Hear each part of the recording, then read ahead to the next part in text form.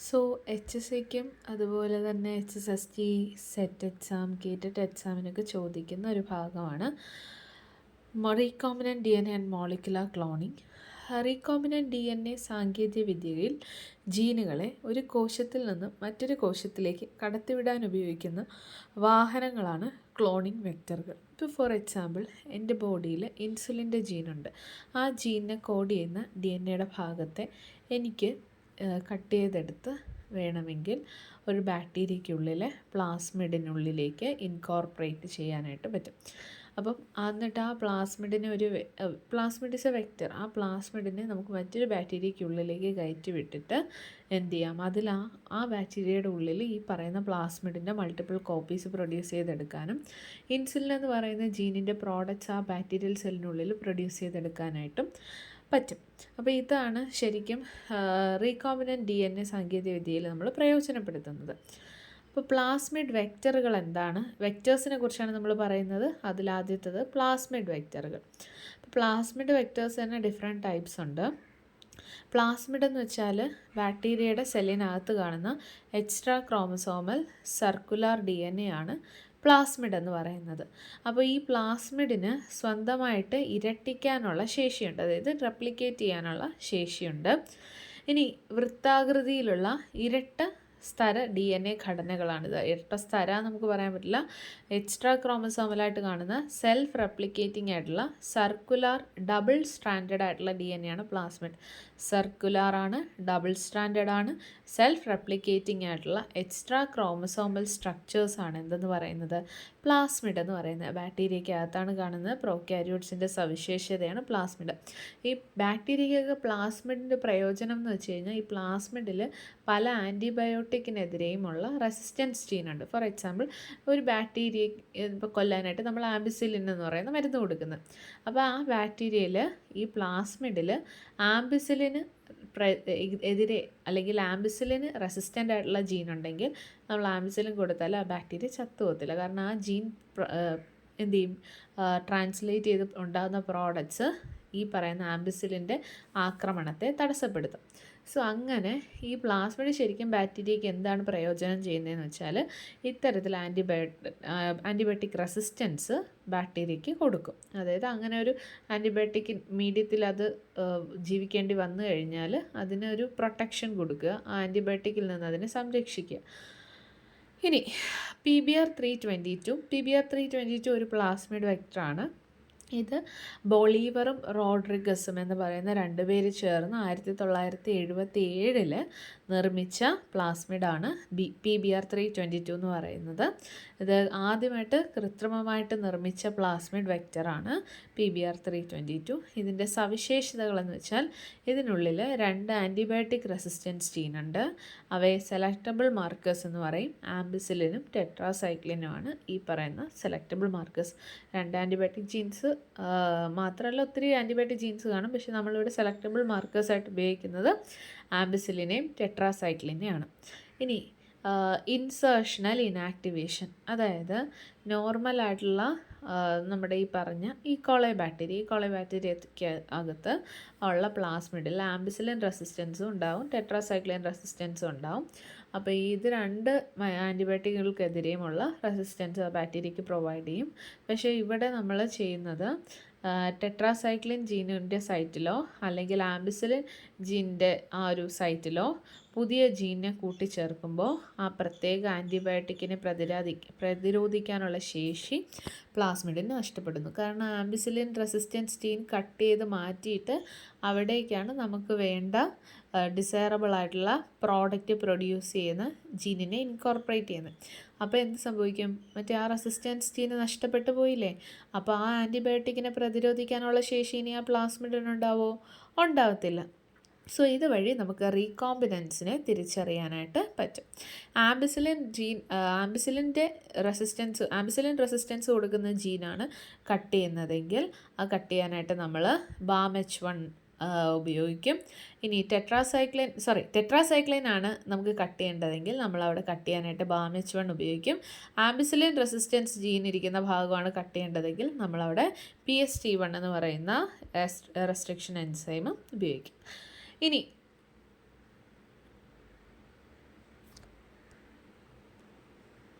അടുത്തൊരു പോയിൻ്റാണ് നമ്മുടെ കപ്പാസിറ്റി എന്ന് വെച്ച് കഴിഞ്ഞാൽ ഈ PBr322 എന്ന് പറയുന്ന പ്ലാസ്മിഡില്ലേ, ഇതിന് 0.5 to 0.8 നോക്കട്ടെ ഒരു മിനിറ്റ്,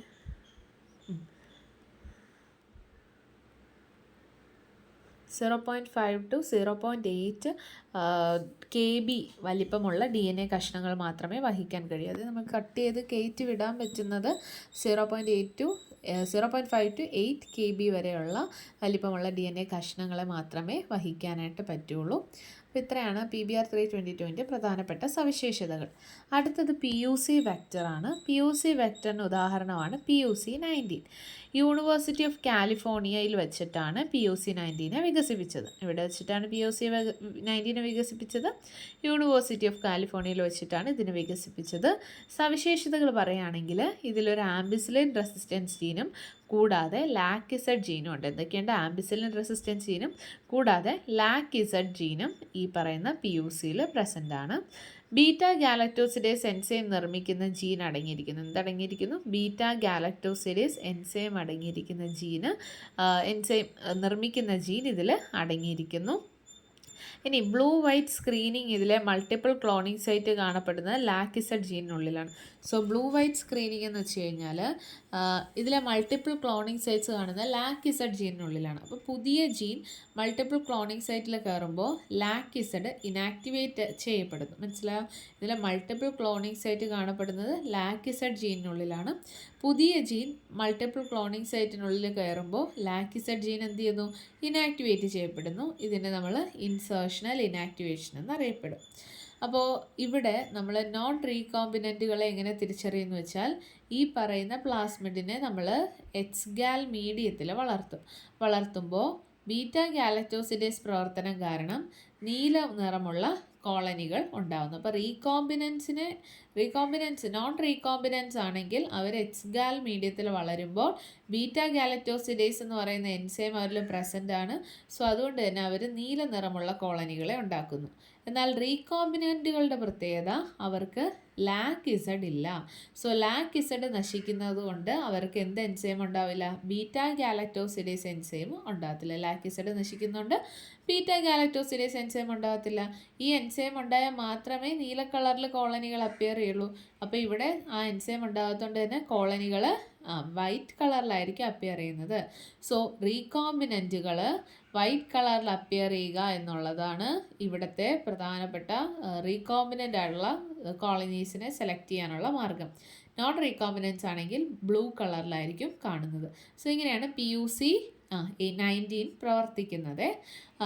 പിന്നെ ഇത് പരീക്ഷയ്ക്ക് വളരെ ഇമ്പോർട്ടൻ്റ് ആയിട്ടുള്ളൊരു ടോപ്പിക്കാണ്. നമുക്ക് കൺഫ്യൂഷൻ വരാൻ ബ്ലൂ കളർ കാണിക്കുന്നു, സോ ഇത് റീകോമ്പിനൻ്റ് ആയിരിക്കും. അങ്ങനെ തെറ്റിക്കരുത്. വൈറ്റ് കളറാണ് recombinant, blue colour non recombinant ആണ്. ഇനി ബാക്ടീരിയോഫേജ് വെക്റ്ററുകൾ ബാക്ടീരിയോഫേജ് വെക്റ്റേഴ്സായിട്ട് ആക്ട് ചെയ്യും. ബാക്ടീരിയകളെ ആക്രമിക്കുന്ന വൈറസുകളെയാണ് നമ്മൾ ബാക്ടീരിയോഫേജസ് എന്ന് വിളിക്കുന്നത്. ബാക്ടീരിയ തിന്നുന്ന ഒരു ഫേജ് എന്ന് വെച്ച് കഴിഞ്ഞാൽ ഫേജസ് അല്ലെങ്കിൽ ഫാഗോസൈറ്റോസിസ് എന്ന് കേൾക്കുമ്പോൾ അവർ നശിപ്പിക്കുന്നു എന്നുള്ള സെൻസിലല്ലേ. സോ ബാക്ടീരിയോഫേജ് എന്ന് വെച്ചാൽ ബാക്ടീരിയകളെ അറ്റാക്ക് ചെയ്യുന്ന വൈറസസ് ആണ്. ഇനി DNA ഉപയോഗിച്ച് നിർമ്മിക്കുന്ന വെക്റ്ററുകളാണ്. എന്താണ്? DNA ഉപയോഗിച്ച് നിർമ്മിക്കുന്ന വെക്റ്ററുകളാണ് ബാക്ടീരിയോഫേജ് വെക്റ്റേഴ്സ് എന്ന് പറയുന്നത്. സോ ഇത് എന്തിൻ്റെ DNA ഉപയോഗിച്ചിട്ടാണ്? ബാക്ടീരിയകളെ ആക്രമിക്കുന്ന വൈറസുകളുടെ DNA ഉപയോഗിച്ച് നിർമ്മിക്കുന്ന വെക്റ്ററുകളാണ് ബാക്ടീരിയോഫേജ് വെക്റ്ററുകൾ. പ്ലാസ്മിഡുകളേക്കാൾ വലിയ DNA വഹിക്കാൻ ഇവയ്ക്ക് കഴിയും. ഇപ്പോൾ ഇവരുടെ പ്രധാനപ്പെട്ട ഒരു പ്ലസ് പോയിൻ്റ് എന്ന് പറയുന്നത് പ്ലാസ്മിഡുകളെക്കാളും വലിയ DNA വഹിക്കാൻ ആർക്ക് കഴിയും? ബാക്ടീരിയോഫേജ് വെക്റ്റേഴ്സിന് കഴിയും. ഇനി ലാംഡ ഫേജ് എന്ന് വെച്ച് കഴിഞ്ഞാൽ ഇതിൻ്റെ ജനിതക ഘടനയിലെ നടുവിലുള്ള അത്യാവശ്യമല്ലാത്ത ഭാഗങ്ങൾ നീക്കം ചെയ്ത് പകരം പുതിയ ജീൻ വയ്ക്കാൻ കഴിയും. അപ്പോൾ ഫേജ് ലാംഡ എന്ന് പറയുന്നത് ഈ ഒരു ബാക്ടീരിയോഫേജ് വെക്റ്ററാണ്. ഇതിൻ്റെ ജനിതക ഘടനയിലെ നടുവിലുള്ള അത്യാവശ്യമല്ലാത്ത ഭാഗങ്ങൾ നീക്കം ചെയ്തിട്ട് പകരം അവിടെ നമുക്ക് വേണ്ട ജീൻ പ്രോഡക്റ്റ് ഉണ്ടാക്കിയെടുക്കേണ്ട ജീനിനെ വയ്ക്കാനായിട്ട് പറ്റും. ഇനി ഇൻസേർഷൻ വെക്റ്ററുകൾ ലാംഡ ഇൻസേർഷൻ വെക്റ്റേഴ്സ് എന്ന് പറയും. സോ ഇവർ ഏകദേശം 5 മുതൽ 10 KB DNA ഉൾക്കൊള്ളുന്നു. എത്രയാണ്? 5 മുതൽ 10 KB വരെ DNA ഇവർക്ക് ഉൾക്കൊള്ളാനായിട്ട് പറ്റുന്നു. ഇനി റീപ്ലേസ്മെൻറ്റ് വെക്റ്ററുകൾ, ലാംഡ റീപ്ലേസ്മെൻറ്റ് വെക്ടേഴ്സ് ഉണ്ട്.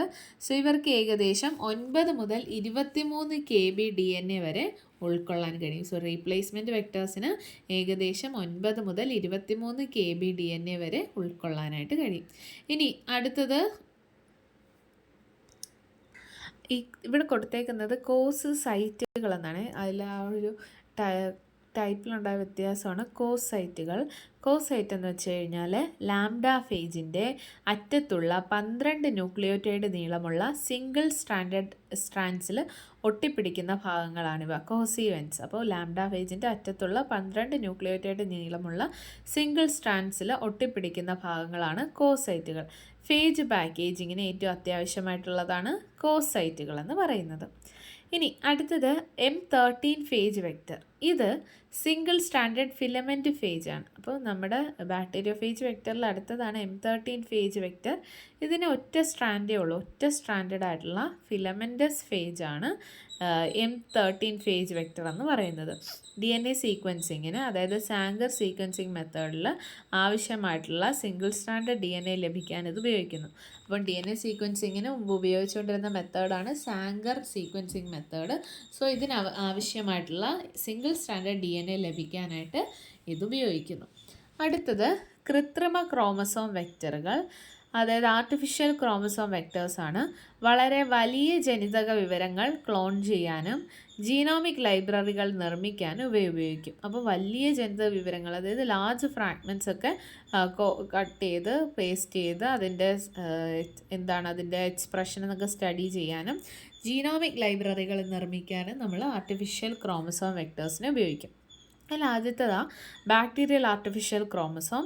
അതെന്താ ചെയ്യുന്നത്? ബാക്ടീരിയയിലെ എഫ് പ്ലാസ്മിഡിനെ അടിസ്ഥാനമാക്കി നിർമ്മിച്ചതാണ്. എഫ് പ്ലാസ്മിഡ് എന്ന് വെച്ചാൽ ഫെർട്ടിലിറ്റി പ്ലാസ്മിഡ്. അപ്പോൾ ഓർക്കുക, ബാക്ടീരിയൽ ആർട്ടിഫിഷ്യൽ ക്രോമസോം എന്ന് പറയുമ്പോൾ ബാക്ടീരിയകളെ എഫ് പ്ലാസ്മിഡിനെ അടിസ്ഥാനമാക്കി നിർമ്മിച്ചതാണ്. കോശത്തിനുള്ളിൽ വളരെ കൃത്യമായ നിയന്ത്രണമുള്ള കോപ്പി നമ്പർ നിലനിർത്തുന്നു. കോശത്തിനുള്ളിൽ വളരെ കൃത്യമായ നിയന്ത്രണമുള്ള കോപ്പി നമ്പർ നിലനിർത്തുന്നു. ഇതിന് ഏകദേശം 100 മുതൽ 300 KB വലിപ്പമുള്ള വലിയ DNA കഷ്ണങ്ങളെ വഹിക്കാൻ കഴിയും. ഇപ്പോൾ നോക്കിയാൽ മറ്റിടത്തൊക്കെ നമ്മൾ 10 KB വരെയാണ് പറഞ്ഞത്. ഇവിടെ 100 മുതൽ 300 വരെ KB വലിപ്പമുള്ള വലിയ DNA കഷ്ണങ്ങളെ വഹിക്കാനായിട്ട് കഴിയും. ഇനി YAC, ഈസ്റ്റ് ആർട്ടിഫിഷ്യൽ ക്രോമസോം. ഒരു യൂക്കാരിയോട്ടിക് വെക്ടറാണ് ഈസ്റ്റ് ആർട്ടിഫിഷ്യൽ ക്രോമസോം എന്ന് പറയുന്നത്. ഒരു യൂക്കാരിയോട്ടിക് വെക്ടറാണ്. ഈസ്റ്റിൻ്റെ ക്രോമസോം ഘടനയെ അടിസ്ഥാനമാക്കി നിർമ്മിച്ചതാണ്. ഈസ്റ്റിൻ്റെ ക്രോമസോം ഘടനയെ അടിസ്ഥാനമാക്കി നിർമ്മിച്ചതാണ് ഈസ്റ്റ് ആർട്ടിഫിഷ്യൽ ക്രോമസോം എന്ന് പറയുന്നത്. ഇതിൽ ഒരു ഈസ്റ്റ് സെൻട്രോമിയർ ഉണ്ട്, ടീലോമിയറുകൾ, ഒറിജിൻ ഓഫ് റെപ്ലിക്കേഷൻ, സെലക്റ്റബിൾ മാർക്കറുകൾ എന്നിവ അടങ്ങിയിരിക്കുന്നു. സോ ഇതിൽ എന്തൊക്കെയാണ് അടങ്ങിയിരിക്കുന്നത്? ഒരു ഈസ്റ്റ് സെൻട്രോമിയർ, 2 ടീലോമിയറുകൾ, origin of replication ARS, selectable marker എന്നിവ അടങ്ങിയിരിക്കുന്നു. സെലക്റ്റബിൾ മാർക്കറുകളാണ് TRP1ഉം URA3ഉം. TRP1ഉം URA3ഉം എന്നിവ അടങ്ങിയിരിക്കുന്നു. ഏറ്റവും ഉയർന്ന വാഹക ശേഷിയുള്ള വെക്ടറാണ് നമ്മുടെ ഈസ്റ്റ് ആർട്ടിഫിഷ്യൽ ക്രോമസോം എന്ന് പറയുന്നത്. ഇതിന് 100 മുതൽ 1000 KB വരെ വലിപ്പമുള്ള DNA വഹിക്കാൻ കഴിയും. ഇതിന് 100 മുതൽ 1000 KB വരെ വലിപ്പമുള്ള DNA വഹിക്കാനായിട്ട് കഴിയും. ഹ്യൂമൻ ജീനോം പ്രോജക്റ്റിൽ ഇത് വ്യാപകമായിട്ട് ഉപയോഗിച്ചിരുന്നു. അടുത്ത ഷട്ടിൽ വെക്റ്റർ. ഷട്ടിൽ വെക്റ്റർ എന്ന് വെച്ച് കഴിഞ്ഞാൽ 2 വ്യത്യസ്ത തരം ജീവികളിൽ, ഉദാഹരണത്തിന് ഒരു പ്രോക്യാരിയോട്ടായ ഈക്കോളയിലും ഒരു യൂക്യാരിയോട്ടായ ഈസ്റ്റിലോ അല്ലെങ്കിൽ സസ്യജന്തു കോശങ്ങളിലോ ഒരേ സമയം റെപ്ലിക്കേറ്റ് ചെയ്യാൻ ശേഷിയുള്ള സവിശേഷ വെക്റ്ററുകളാണിത്. അപ്പോൾ ഷട്ടിൽ വെക്റ്റർ എന്ന് വെച്ച് കഴിഞ്ഞാൽ നോക്കിക്കേ, അതായത് 2 വ്യത്യസ്ത തരം ജീവികൾ, അതായത് ഒരു പ്രോക്യാരിയോട്ടായ ഈക്കോളയിലും യൂക്യാരിയോട്ടായ ഈസ്റ്റിലോ അല്ലെങ്കിൽ സസ്യജന്തു കോശങ്ങളിലോ ഒരേ സമയം, അതായത് ഇവർ 2 ഇടത്തിൽ അവർക്ക് റെപ്ലിക്കേറ്റ് ചെയ്യാനും അവർക്ക് പ്രോഡക്റ്റ്സ് പ്രൊഡ്യൂസ് ചെയ്യാനും ഒക്കെ പറ്റും. ഇനി ഈ പറയുന്ന ഷട്ടിൽ വെക്റ്ററിൽ 2 വ്യത്യസ്ത തരം ഒറിജിൻ ഓഫ് റെപ്ലിക്കേഷൻ ഉണ്ടാവും. ഒന്ന് ബാക്ടീരിയയ്ക്ക് വേണ്ടിയും മറ്റൊന്ന് യൂക്യാരിയോട്ടിക് കോശത്തിന് വേണ്ടിയും. കാരണം ഈ വെക്റ്ററിനെ നമുക്ക് ബാക്ടീരിയക്കകത്ത് കയറ്റിവിട്ടിട്ട് വേണമെങ്കിൽ ഒരു ആനിമൽ സെല്ലിനകത്ത് കയറ്റിവിടാം, പിന്നെ ബാക്ടീരിയക്കകത്ത് കയറ്റിവിടാം. അങ്ങനെ നമുക്ക് ഒരു 2 വ്യത്യസ്ത തരം അതായത് പ്രധാനമായി അങ്ങനെയല്ല, ഈ ഒരു വെക്റ്റർ നമുക്ക് പ്രോക്യാരിയോട്സിനകത്ത് കയറ്റി വിടണമെങ്കിലും വിടാം, യൂക്യാരിയോട്സിനകത്ത് കയറ്റി വിടണമെങ്കിലും വിടാം, അങ്ങനെയുള്ളൂ കേട്ടോ. അപ്പോൾ 2 വ്യത്യസ്ത തരം ഒറിജിൻ ഓഫ് റെപ്ലിക്കേഷൻ ഉണ്ടായിരിക്കും, ബാക്ടീരിയയ്ക്ക് വേണ്ടിയും മറ്റൊന്ന് യൂക്യാരിയോട്ടിക് കോശത്തിന് വേണ്ടിയും. ഇനി റീകോമ്പിനൻ്റ് DNA നിർമ്മാണ രീതികൾ പറയുകയാണെങ്കിൽ, ഒരു റീകോമ്പിനൻ്റ് DNA നിർമ്മിക്കുന്നതിന് പ്രധാനമായും താഴെ പറയുന്ന ഘട്ടങ്ങളാണുള്ളത്. 1. DNA വേർതിരിക്കൽ. ആവശ്യമുള്ള ജീൻ അടങ്ങിയ സ്രോതസ്സിൽ നിന്നും വെക്റ്റർ പ്ലാസ്മിഡിൽ നിന്നും തന്മാത്രകളെ പൂർണ്ണമായി ശുദ്ധീകരിച്ച് വേർതിരിക്കുന്നു. അപ്പോൾ DNA വേർതിരിക്കൽ എന്ന് വെച്ച് കഴിഞ്ഞാൽ ഐസൊലേഷൻ ഓഫ് DNA ആണ്. ആവശ്യമുള്ള ജീൻ അടങ്ങിയ സ്രോതസ്സിൽ നിന്നും വെക്റ്റർ പ്ലാസ്മിഡിൽ നിന്നും തന്മാത്രകളെ പൂർണ്ണമായി ശുദ്ധീകരിച്ച് വേർതിരിക്കുന്നു. അതായത് ഫോർ എക്സാമ്പിൾ, എൻ്റെ ഇൻസുലിൻ്റെ ജീനിനെ എനിക്ക് ഈക്കോളെ ബാക്ടീരിയക്കകത്ത്, അല്ലെങ്കിൽ ഇത് വേണ്ട വേറൊരു ബാക്ടീരിയക്കകത്ത്, എക്സ് എന്ന് പറയുന്ന ബാക്ടീരിയക്കകത്ത് അതിനെ മൾട്ടിപ്ലൈ ചെയ്തെടുത്ത് അതിൻ്റെ പ്രോഡക്റ്റ് പ്രൊഡ്യൂസ് ചെയ്യണം. അപ്പം ഞാൻ എന്ത് ചെയ്യും, ആദ്യം എൻ്റെ സെല്ലെടുക്കും, അതിൽ നിന്ന് എൻ്റെ DNA ഐസൊലേറ്റ് ചെയ്യും, എന്നിട്ട് ഞാൻ വെക്റ്ററായിട്ട് പ്രവർത്തിപ്പിക്കാൻ ഉദ്ദേശിക്കുന്ന പ്ലാസ്മിഡിനെ എനിക്ക് വേണ്ടപ്പെട്ട ഒരു സെല്ലിൽ നിന്ന് എടുക്കും. ഇത് രണ്ടും റെഡിയായി കഴിഞ്ഞാൽ കഷ്ണങ്ങളാക്കൽ. നമ്മൾ റെസ്ട്രിക്ഷൻ എൻഡോന്യൂക്ലിയേസ് ഉപയോഗിച്ച്, റെസ്ട്രിക്ഷൻ എൻഡോന്യൂക്ലിയേസസ് എന്ന് വെച്ച് കഴിഞ്ഞാൽ മോളിക്കുലാർ സിസേഴ്സ് എന്ന് പറയപ്പെടും. ഈ എൻസൈമുകൾ ഉപയോഗിച്ചിട്ട് 2 DNAയും അതിൻ്റെ റെസ്ട്രിക്ഷൻ സൈറ്റ് ഉണ്ട്, ആ ചുമ്മാ എവിടെയെങ്കിലും പോയിട്ട് ഈ റെസ്ട്രിക്ഷൻ എൻഡോന്യൂക്ലിയേസിനെ മുറിക്കാൻ പറ്റില്ല, അത് മുറിക്കുന്ന കൃത്യമായൊരു സ്ഥാനമുണ്ട്. അപ്പോൾ ആ സ്ഥാനത്ത് വെച്ചിട്ട് മുറിക്കും. അപ്പോൾ ഒരേ എൻസൈം ഉപയോഗിച്ചിട്ടാണ് നമ്മൾ വെക്റ്റർ DNAയും കട്ട് ചെയ്യുന്നത്, ഡിസൈറബിൾ ആയിട്ടുള്ള ജീനുള്ള DNAയും കട്ട് ചെയ്യുന്നത്. അങ്ങനെ കട്ട് ചെയ്യുന്നത് വഴിയിട്ട് ഏകദേശം ഒരേപോലത്തെ പോയിന്റിലായിരിക്കും കട്ട് വരിക. സോ ഇങ്ങനെ പൂരകങ്ങളായ ഒട്ടിപ്പിടിക്കുന്ന അറ്റങ്ങൾ, അപ്പോൾ ഈ ഒരേ എൻസൈം ഉപയോഗിച്ച് തന്നെ വെക്റ്ററിനെയും ജീൻ ഓഫ് ഇൻട്രസ്റ്റിനെയും കട്ട് ചെയ്യുമ്പോൾ ഒരു കോംപ്ലിമെൻ്ററി സ്റ്റിക്കി എൻഡ്സ് രൂപപ്പെടുന്നു. അപ്പോൾ ഈ കോംപ്ലിമെൻ്ററി സ്റ്റിക്കി എൻഡ്സ് തമ്മിൽ കണ്ടുമുട്ടുമ്പോൾ എന്ത് സംഭവിക്കുന്നു, അത് തമ്മിൽ ഒട്ടിച്ചേരുന്നു. സോ മുറിച്ചെടുത്ത ജീനെയും വെക്റ്റർ DNAയും തമ്മിൽ DNA ലിഗേസ് എന്ന് പറയുന്ന എൻസൈം ഉപയോഗിച്ചിട്ട് എന്ത് ചെയ്യും, കൂട്ടി യോജിപ്പിക്കുന്നു. ഇത് ഫോസ്ഫോ ഡയസ്റ്റർ ബോണ്ടുകൾ നിർമ്മിച്ച് ഒരു പുതിയ റീകോമ്പിനൻ്റ് DNA രൂപീകരിക്കുന്നു. അപ്പോൾ ഇതെന്ത് ചെയ്യുന്നു, ഇത് ഫോസ്ഫോ ഡയസ്റ്റർ ബോണ്ടുകൾ നിർമ്മിച്ച് ഒരു പുതിയ റീകോമ്പിനൻ്റ് DNA രൂപീകരിക്കുന്നു. അടുത്താണ് ട്രാൻസ്ഫോർമേഷൻ. അതായത് ഇവിടെ ഇപ്പം നമ്മുടെ വെക്റ്ററും ജീൻ ഓഫ് ഇൻട്രസ്റ്റും ഒറ്റ ഇതായിട്ടുണ്ട്, അതായത് അവർ റീകോമ്പിനൻ്റ് പ്ലാസ്മിഡ് ഉണ്ടായി, മനസ്സിലായോ? അപ്പം അങ്ങനെ ഉണ്ടായിക്കഴിഞ്ഞാൽ അടുത്ത സ്റ്റെപ്പാണ് ട്രാൻസ്ഫോർമേഷൻ. അതായത് ഈ തയ്യാറാക്കിയ റീകോമ്പിനൻ്റ് DNA ഞാൻ ഇപ്പോൾ ഒരു സെല്ല് വളർത്താൻ ഉദ്ദേശിക്കുന്നു എന്ന് പറഞ്ഞില്ലേ, എച്ച് സെല്ല്, ആ സെല്ലിനകത്തേക്ക് കയറ്റി വിടണം. സോ അതിനെ ആതിഥേയ കോശം അല്ലെങ്കിൽ ഹോസ്റ്റ് സെൽ എന്ന് പറയും, അതിനകത്തേക്ക് കയറ്റി വിടണം. പല രീതിയിൽ നമുക്ക് കയറ്റി വിടാം. ഒന്നുകിൽ കെമിക്കൽ മെത്തേഡായിട്ടുള്ള കാൽഷ്യം ക്ലോറൈഡ് ഉപയോഗിച്ച് ആ ഒരു മീഡിയത്തിൽ പ്ലേസ് ചെയ്യുമ്പോഴത്തേക്ക് ആ സെൽ വോളൊക്കെ ഇത്തിരി ലൂസായിട്ട് അതിനകത്തൂടെ പ്ലാസ്മിഡിന് എൻ്റർ ചെയ്യാനോ അല്ലെങ്കിൽ ഇലക്ട്രോപോറേഷനോ ബോംബാർഡിങ്ങോ അങ്ങനെ ഏത് രീതിയിലൂടെ വേണമെങ്കിലും നമുക്ക് സെല്ലിനുള്ളിലേക്ക്, ആതിഥേയ കോശത്തിനുള്ളിലേക്ക് റീകോമ്പിനൻ്റ് DNA കയറ്റിവിടാം. അതിനുശേഷം നമ്മൾ റീകോമ്പിനൻ്റ് DNA എൻ്റർ ചെയ്ത ട്രാൻസ്ഫോംഡ് ആയിട്ടുള്ള സെൽസിനെ നമ്മൾ എന്ത് ചെയ്യും, ബ്ലൂ വൈറ്റ് സ്ക്രീനിങ് വഴിയോ അല്ലെങ്കിൽ ആൻറ്റിബയോട്ടിക് റെസിസ്റ്റൻസ് വഴിയോ ഒക്കെ എന്ത് ചെയ്യും, വേർതിരിച്ചെടുക്കും. ഓക്കെ, ട്രാൻസ്ഫോമൻസ് നമ്മൾ വേർതിരിച്ചെടുക്കും. Transformants with the recombinant DNA, transformants with the recombinant DNA നമ്മൾ വേർതിരിച്ചെടുക്കുന്നു.